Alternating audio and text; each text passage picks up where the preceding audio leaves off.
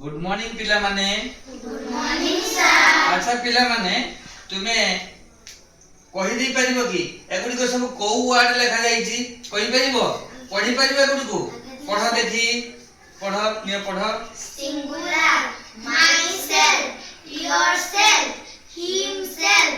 herself, herself, herself, itself, our plural, plural plural, hmm ourself, yourself, themselves, themselves no ourselves no देखो केमती को moso ourselves, yourselves, themselves ताले पढी देलो एथर पढी देलो। अच्छा कहि परिबो कि तुमे माने एई सब वर्ड गुडी को कोन सब दिला कहि परिबोनी ताहले देखो हमें आज जानिबा से विषय बुझेला जे देखो एई सब वर्ड गुडी को हमें रिफ्लेक्सिव प्रोनाउन कोन कहू रिफ्लेक्सिव प्रोनाउंस बा एम्फैटिक प्रोनाउंस बोली कहू कोन कहू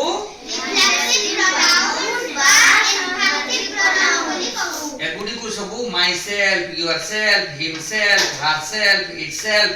आवरसेल्व्स योरसेल्व्स देमसेल्व्स एगुडी को एम्फैटिक बा रिफ्लेक्सिव प्रोनाउंस बोली कहू ताले केते बेले रिफ्लेक्सिव हे जिवो एगुडी को केते बेले होची एम्फैटिक हे जिवो आसो देखिबा एठी देखो एग्जांपल्स लिखा जाई छी एग्जांपल्स कथार अर्थ कोन उदाहरण माध्यम बुझिबा आई एक्सीडेंटली काट माई सेल्फ बुझ पारलो मु एक्सीडेंटली माने गोटे घटनाक्रम रे हैला मोर निजको काटी देई छी त माने कहा द्वारा कटा हेई छी मोर किछि जगह काटी देई छी हाथ पाद काटी देई छी बुझ पारलो ताहले ए जे माई सेल्फ एठी रिफ्लेक्सिव प्रोनाउन भाबरे व्यवहार होई छी देखो या आगरु या पूर्वरु कोन अछि काट जो अछि एटा गोटिए भाग बुझि पारलो ठीक सही बोले सी आ गोटिए एग्जांपल को देखो सी herself cooked the entire dinner बुझि पारलो ताले एठी देखो सी होची सब्जेक्ट हरसेल्फ पर जे चीज व्यवहार होई छी एठी एम्फैटिक प्रोनाउन हे जाई छी कोन हे छी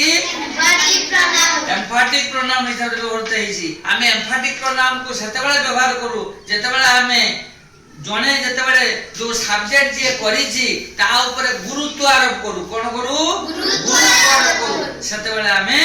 हैला सही प्रोनाउन को एम्फैटिक प्रोनाउन बोली कहू एबे बुझी गलो पिला माने आहुरी अधिक हमें आहुरी परे जानिबा बुझी पारलो एति की बुझी जाइतो तो एबे कहि दे परिबे गुडी को सब कोन कुह एगुडी को सब कोन थिला रिफ्लेक्सिव प्रोनाउन कुह बा एम्फैटिक प्रोनाउन बुझी पारलो पिला माने हेइ जिवो तो very good thank you very much.